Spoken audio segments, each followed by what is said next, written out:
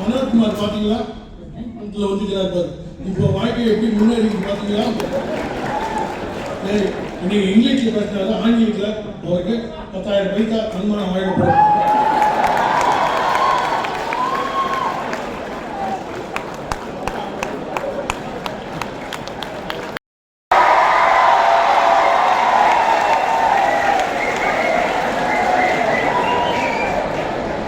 Good morning.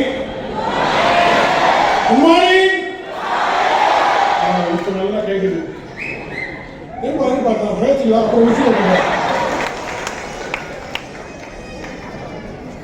அந்த காலத்தில் ரஜினி எல்லாரு எம்ஜிஆர் சிவாஜி ஒரு ஃபேமஸு, அப்புறம் ரஜினி கமல் ஒரு ஃபேமஸு, இன்னைக்கு பாரதிராஜா டான்சர் ஃபேமஸு.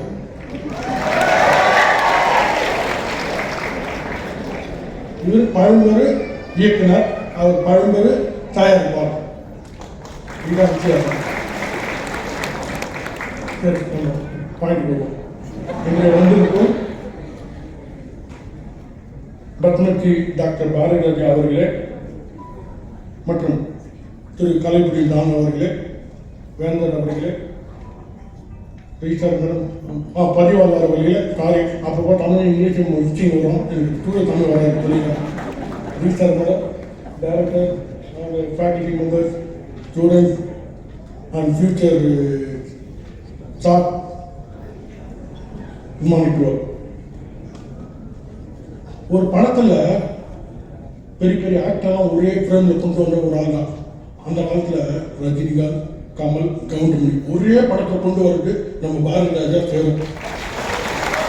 16 வயசுல நீங்கள் அந்த படத்தில் பார்த்தீங்கன்னா கமல்ஹாசனை கோவணத்தை கொண்டு வந்துக்கிறாருன்னா எவ்வளோ பெரிய விஷயம். கோவணத்தில் நடிக்க வச்சுக்கிறாரு அந்த காலத்தில். நீங்கள் அந்த படம் நீங்கள் பார்த்துக்க மாட்டீங்க, யாரும் பண்ணிக்க மாட்டீங்க. உங்கள் அம்மாவோட பண்ணிக்க மாட்டாங்களா டவுட்டாக இருக்குது. அந்த காலத்தில் எடுத்த படம் நீங்கள் ஒரு பாடம் ரொம்ப அருமையாக.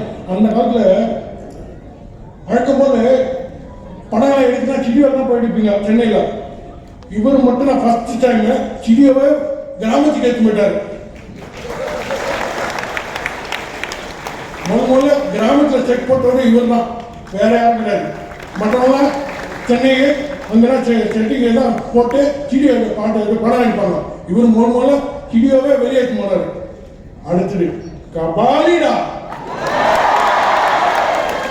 I am waiting.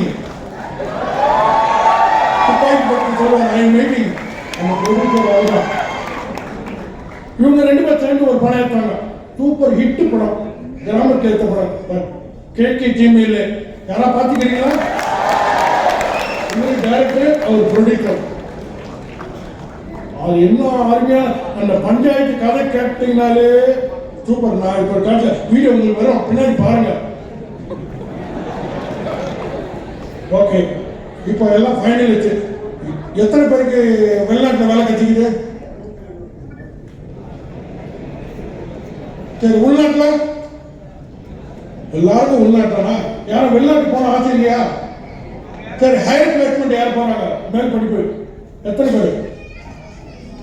நீ ஒருத்தர் பரவாயில்லையா? அவருக்கு ஆசிரியர்கள் படிக்கணும்னு எங்க வீட்டில் படிக்கிற வெளியே படிக்க போறியா? தெரியாம கை தூக்கிட்டான் போயிடு. எனக்கு வெரி ஹாப்பி. இன்னைக்கு பார்த்த பிளேஸ்மெண்ட்லாம் அவன் வெளிநாட்டில் செட்டில் ஆனா 2,000 ரூபாய் வாங்கினவன் 2 லட்சம் வாங்குறான் சம்பளம்.